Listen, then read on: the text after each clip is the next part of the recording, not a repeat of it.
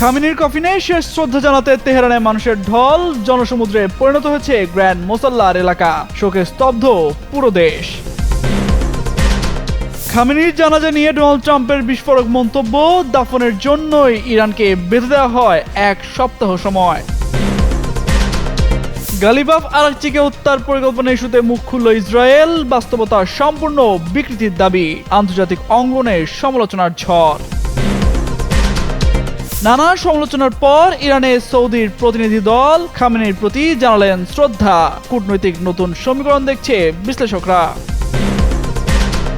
খামেনির জানাজায় অংশ না নিতে বিশ্ব নেতাদের চাপ দেন ট্রাম্প, অংশ নিলেই সহায়তা বন্ধের হুমকি যুক্তরাষ্ট্রের, চালায় কূটনৈতিক তৎপরতা। প্রথমে একের পর এক হামলা চালিয়ে ইরানের শীর্ষ নেতাদের হত্যা করে ইসরায়েল যুক্তরাষ্ট্র। এরপর টানা যুদ্ধের পর আসে সমঝোতার ইস্যু। এতে আলোচনায় বসে যুক্তরাষ্ট্র ও ইরানের প্রতিনিধি দল। তবে যখন শান্তি পরিস্থিতি বজায় রাখতে কাজ করছিল দুই দেশ, তখনই তেহরানের 2 শীর্ষ কর্মকর্তা পার্লামেন্ট স্পিকার মোহাম্মদ বাগের গালিবাফ এবং পররাষ্ট্রমন্ত্রী আব্বাস আরাকচিকে হত্যার ছক কষে তেল আবিব। বিশ্ব রাজনীতিতে এই বিস্ফোরক তথ্য ছড়িয়ে পড়ার পর অবশেষে বিষয়টি নিয়ে মুখ খুলেছে ইসরায়েল। তেল আবিবের মতে নিউ ইয়র্ক টাইমস এবং দ্য ওয়াশিংটন পোস্টে প্রকাশিত এইসব প্রতিবেদন ভুয়া খবর এবং বাস্তবতার সম্পূর্ণ বিকৃতি। এর আগে 2 সংবাদ মাধ্যমে নাম প্রকাশে অনিচ্ছুক কর্মকর্তাদের বরাদে জানিয়েছিল, চলতি বছরের শুরুতে যুক্তরাষ্ট্র ও ইরানের মধ্যে উত্তেজনা কমানোর লক্ষ্যে চলা আলোচনার সময় ইসরায়েল ইরানি আলোচকদের হত্যার পরিকল্পনা করেছিল বলে মার্কিন কর্মকর্তারা বিশ্বাস করতেন। মার্কিন 2 সংবাদ মাধ্যমের প্রতিবেদনে বলা হয়েছে, যুদ্ধ শুরুর পর থেকেই ইসরায়েলের অন্যতম প্রধান কৌশল ছিল ইরানের শীর্ষ রাজনৈতিক ও সামরিক নেতৃত্বকে লক্ষ্যবস্তু করা। সর্বোচ্চ নেতা আলী খামনি থেকে শুরু করে জাতীয় নিরাপত্তা পরিষদের সাবেক শীর্ষ কর্মকর্তা আলী লারিজানি সহ বহু উচ্চপদস্থ নেতাকে লক্ষ্য করে হামলার অভিযোগ রয়েছে। যুক্তরাষ্ট্রের কর্মকর্তাদের ধারণা ছিল, যুদ্ধের সবচেয়ে উত্তপ্ত পর্যায়ে আরাকচি ও গালিবাফও ইসরায়েলের বৈধ সামরিক লক্ষ্য হিসেবে বিবেচিত হতে পারেন। তবে তারা মনে করতেন, এই 2 কর্মকর্তাকে হত্যা করা হলে শান্তি প্রতিষ্ঠার সম্ভাবনা মারাত্মকভাবে ক্ষতিগ্রস্ত হবে। ওয়াল স্ট্রিট জার্নাল মার্চ মাসে জানিয়েছিল, আরাকচি ও গালিবাফ ইসরায়েলের সম্ভাব্য লক্ষ্যবস্তুর তালিকায় ছিলেন। তবে যুদ্ধবিরতি আলোচনা পুনরায় শুরু হওয়ার পর যুক্তরাষ্ট্রের অনুরোধে সাময়িকভাবে তাদের নাম সেই তালিকা থেকে সরিয়ে নেওয়া হয়। তামজিদ মির্জা, যুগান্তর নিউজ।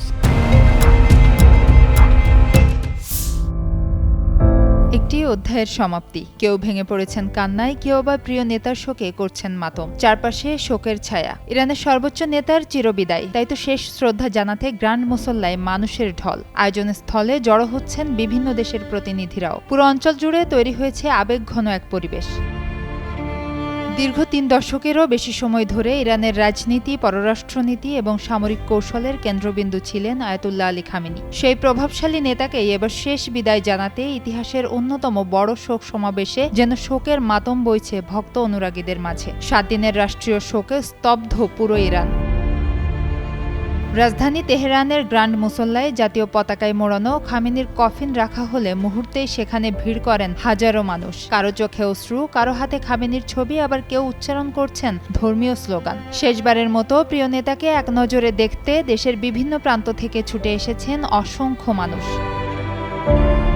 শুধু সাধারণ মানুষই নন, খামেনির প্রতি শেষ শ্রদ্ধা জানাতে উপস্থিত হয়েছেন ইরানের প্রেসিডেন্ট, পার্লামেন্টের স্পিকার, শীর্ষ সামরিক কর্মকর্তা এবং রাষ্ট্রের গুরুত্বপূর্ণ ব্যক্তিরা। রাষ্ট্রীয় টেলিভিশনের সরাসরি সম্প্রচারে সেই আবেগঘন মুহূর্ত ছড়িয়ে পড়ে পুরো দেশে। এদিকে খামেনির মৃত্যুকে কেন্দ্র করে 1 সপ্তাহের রাষ্ট্রীয় শোক ঘোষণা করেছে ইরান। এই সময়ে দেশজুড়ে অনুষ্ঠিত হবে দোয়া মাহফিল, শোকসভা এবং বিভিন্ন রাষ্ট্রীয় কর্মসূচি। ধারণা করা হচ্ছে, দাফনের আগ পর্যন্ত লাখো মানুষ শেষ শ্রদ্ধা জানাতে শোকযাত্রায় অংশ নেবেন। খামেনির কফিনের পাশেই রাখা হয়েছে তার পরিবারের আরও কয়েকজন সদস্যের কফিন। সবচেয়ে বেদনাদায়ক দৃশ্য ছিল ছোট্ট জাহরার কফিনটি। ক্ষুদ্র সেই কফিনের সামনে রাখা হয়েছিল তার একটি ছবি। শিশুটির সেই ছবি দেখে অনেকেই কান্নায় ভেঙে পড়েন। ইরানের দাবি, তারাও 28 ফেব্রুয়ারির একই হামলায় নিহত হন। খামেনির বিদায়ের মধ্য দিয়ে শুধু একজন নেতার জীবন অবসানই ঘটল না, শেষ হলো ইরানের রাজনৈতিক ইতিহাসের এক দীর্ঘ অধ্যায়। সুবর্ণা রহমান, যুগান্তর নিউজ। জনসমক্ষে আয়াতুল্লাহ আলী খামিনির কফিন, লাখ লাখ মানুষের ঢল নেমেছে তেহরানের গ্র্যান্ড মুসল্লায়। ইরানের সাবেক সর্বোচ্চ নেতাকে শ্রদ্ধা জানাতে হাজির হন রাশিয়া, বাংলাদেশ, পাকিস্তান সহ বিভিন্ন দেশের প্রতিনিধি দল। তবে মুসলিম বিশ্বের অন্যতম ভরসাস্থল সৌদির ভূমিকার দিকে নজর ছিল সবার। এমনকি রিয়াদের নীরব ভূমিকা নিয়ে বিশ্ব রাজনৈতিক অঙ্গনে চলছিল বিতর্ক। অবশেষে সব বিতর্কের অবসান ঘটিয়ে শুক্রবার আয়োজনস্থলে হাজির হন সৌদি আরবের উচ্চ পর্যায়ের প্রতিনিধি দল। শ্রদ্ধা জানান আয়াতুল্লাহ আলী খামিনির প্রতি। এতে প্রশ্ন উঠেছে, এই সফর কি শুধুই শোক প্রকাশ, নাকি এর আড়ালে রয়েছে নতুন কূটনৈতিক সমীকরণের ইঙ্গিত? দলটির নেতৃত্ব দেন সৌদি উপপররাষ্ট্রমন্ত্রী ওয়ালিদ এল খেরেজি। প্রতিনিধি দলটি খামেনির জানাজা ও শোকানুষ্ঠানে অংশ নিয়ে সৌদি নেতৃত্বের পক্ষ থেকে আনুষ্ঠানিকভাবে সমবেদনা জানায়। দুই দেশের দীর্ঘদিনের রাজনৈতিক উত্তেজনার ইতিহাস বিবেচনায় এই সফরকে বিশেষ তাৎপর্যপূর্ণ বলেই মনে করছেন আন্তর্জাতিক বিশ্লেষকরা। একসময় মধ্যপ্রাচ্যের সবচেয়ে বড় প্রতিদ্বন্দ্বী হিসেবে পরিচিত ছিল ইরান ও সৌদি আরব। ইয়েমেন, সিরিয়া এবং আঞ্চলিক প্রভাব বিস্তার নিয়ে বহু বছর ধরে চলছে বিরোধ। তবে সাম্প্রতিক সময়ে কূটনৈতিক সম্পর্ক পুনর্স্থাপনের পর দুই দেশের মধ্যে যোগাযোগ বাড়তে শুরু করেছে। বিশ্লেষকদের মতে খামেনির প্রতি সৌদি প্রতিনিধি দলের এই শ্রদ্ধা নিবেদন শুধু একটি আনুষ্ঠানিক সফর নয়, বরং এটি দুই দেশের সম্পর্ক আরও স্বাভাবিক করার প্রচেষ্টার অংশ হিসেবেও বিবেচিত হতে পারে। খামেনির মৃত্যুতে ইরান জুড়ে চলছে শোকের আবহ। বিশ্বের বিভিন্ন দেশের নেতারাও শোকবার্তা পাঠিয়েছেন এবং শেষ বিদায় জানাতে তেহরানে পৌঁছাচ্ছেন বিভিন্ন দেশের প্রতিনিধিরা। এদিকে মধ্যপ্রাচ্যের রাজনীতিতে সৌদি আরবের এই সফর নতুন কোনো অধ্যায়ের সূচনা করবে নাকি কেবল কূটনৈতিক সৌজন্য হিসেবেই সীমাবদ্ধ থাকবে, সেটি এখন দেখার বিষয়। সুবর্ণা রহমান, যুগান্তর নিউজ। খামেনির শেষ বিদায় অনুষ্ঠান ঘিরে নীরবে চলছে কূটনৈতিক যুদ্ধ। বিশ্বের বিভিন্ন দেশকে তেহরানে প্রতিনিধি না পাঠানোর জন্য চাপ দিয়েছে যুক্তরাষ্ট্র। এমনই বিস্ফোরক দাবি করেছে ইরান। কিন্তু কেন, আর শেষ পর্যন্ত কতটা সফল হয়েছে সেই চেষ্টা?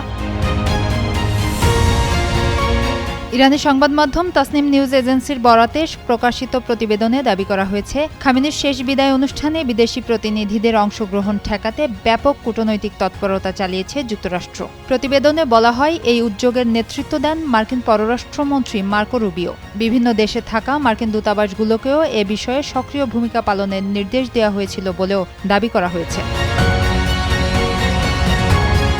ইরানি সূত্রের দাবি, অন্তত 5টি আরব দেশের পররাষ্ট্রমন্ত্রীর সঙ্গে সরাসরি যোগাযোগ করা হয়। তাদের অনুষ্ঠানে প্রতিনিধি না পাঠানোর আহ্বান জানানো হয়। এমনকি কেউ অংশ নিলেও উন্নয়ন সহযোগিতা বা দ্বিপক্ষীয় সম্পর্কে নেতিবাচক প্রভাব পড়তে পারে এমন বার্তাও দেয়া হয়েছে বলে অভিযোগ করা হয়েছে। তবে ইরানের দাবি, যুক্তরাষ্ট্রের এই প্রচেষ্টার পরও 100টিরও বেশি দেশের প্রতিনিধি শেষ বিদায় অনুষ্ঠানে উপস্থিত ছিলেন। যদিও একই সঙ্গে তাদের দাবি, অন্তত 13টি দেশ শেষ মুহূর্তে প্রতিনিধি পাঠানোর সিদ্ধান্ত থেকে সরে আসে। বিশ্লেষকদের মতে, এই ঘটনা যদি সত্য হয়ে থাকে তাহলে এটি শুধু একটি জানাজা নয়, বরং মধ্যপ্রাচ্যে প্রভাব বিস্তারকে ঘিরে চলমান কূটনৈতিক প্রতিদ্বন্দ্বিতার আরেকটি অধ্যায় হিসেবেই দেখা হবে। তবে গুরুত্বপূর্ণ বিষয় হলো, এসব অভিযোগ মূলত ইরানি সংবাদ মাধ্যম ও ইরানি সূত্রের দাবি। এ বিষয়ে যুক্তরাষ্ট্র এখন পর্যন্ত আনুষ্ঠানিক কোনো প্রতিক্রিয়া দেখায়নি। মধ্যপ্রাচ্যের উত্তপ্ত ভূরাজনীতিতে এই ঘটনাকে ঘিরে নতুন করে আলোচনা শুরু হয়েছে। শেষ পর্যন্ত এর কূটনৈতিক প্রভাব কতটা গভীর হয় সেই প্রশ্ন সবার মনে। সুবর্ণা রহমান, যুগান্তর নিউজ। মার্কিন প্রেসিডেন্ট ডোনাল্ড ট্রাম্প আবারও দাবি করেছেন, যুক্তরাষ্ট্রের সঙ্গে সমঝোতা করতে মরিয়া ইরান। যুক্তরাষ্ট্রের 250তম প্রতিষ্ঠাবার্ষিকীর অনুষ্ঠান উদ্বোধনকালে দেয়া বক্তব্যে একথা বলেন তিনি। তিনি আরও বলেন, ইরানের সাবেক সর্বোচ্চ নেতা আয়াতুল্লাহ আলী খামেনির শেষ বিদায়ের জন্য ওয়াশিংটন তেহরানকে 1 সপ্তাহ সময় দিয়েছিল। ট্রাম্প বলেন, তারা একদিনেই ভেনেজুয়েলাকে হারিয়েছে এবং ইরানকে কঠোরভাবে আঘাত করেছে। ইরান এখন সমঝোতা করতে মরিয়া, তারা খুব করে সমঝোতা করতে চায়। ট্রাম্প আরও বলেন, তারা ভালো বলেই ইরানকে শেষ বিদায়ের জন্য 1 সপ্তাহ সময় দিয়েছে।